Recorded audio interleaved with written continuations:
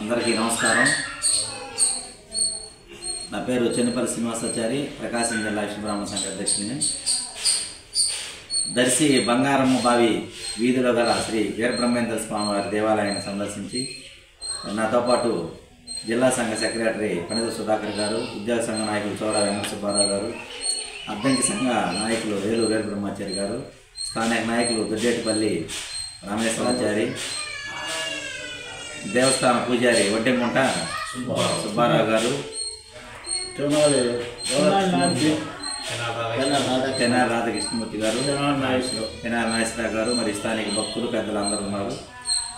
మరి ఇటీవల కాలంలో ధూపదీప నైవేద్య పథకం కింద అన్రిజిస్టర్డ్ దేవాలయాల్లో కూడా ఇవ్వాలని ఆంధ్రప్రదేశ్ రాష్ట్ర ముఖ్యమంత్రి నారా చంద్రబాబు నాయుడు గారు ప్రకటించినారు. అందుకను ముఖ్యమంత్రి గారికి, దేవాదాయ శాఖ మంత్రి ఆనం రామనారాయణ రెడ్డి గారికి ప్రత్యేక అభినందనలు మా సంఘం నుంచి తెలియపరుస్తున్నాం. శుభపరిణామం, హర్షణీయం. అలాగే రాష్ట్ర వ్యాప్తంగా దానిలో యూనిట్గా ప్రకాశం జిల్లా తీసుకున్నట్టే దాదాపు కొన్ని వందల దేవాలయాలు వీరబ్రహ్మేంద్ర స్వామి వారి దేవాలయాలు ఉన్నాయి. దాంట్లో కూడా పూజారులు ఎలాంటి వేతనం లేకుండా వాళ్ళ స్వశక్తితోటి మరి ఆ దేవాలయాల ఆదాయం లేకపోయినప్పటికి కూడా వ్యయ ప్రయాసాలకు వచ్చి ఆ దేవాలయాలు కనిపెట్టుకొని ఎంతోమంది బతుకుతూ సేవ చేస్తూ ఉన్నారు. ఇలాంటి పరిస్థితుల్లో ఆ 10,000 అనేది కూడా జిల్లాలో ఉన్న వీరబ్రహ్మేంద్ర స్వామి దేవాలయాల్లో పనిచేస్తున్న అర్చకులందరికీ వచ్చే విధంగా చర్యలు చేపట్టాలని ప్రభుత్వాన్ని ఈ సందర్భంగా మేము కోరుతూ ఉన్నాం.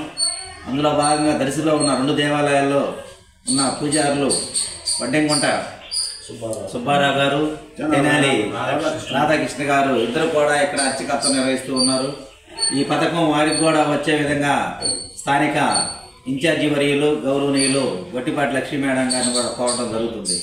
మరి వారు సహృదయంతో ఆ దేవాలయాల అభివృద్ధికి వారు వంతు వారు కృషి చేయాలని మీ ద్వారా మేము వారిని కోరుతూ ఉన్నాం.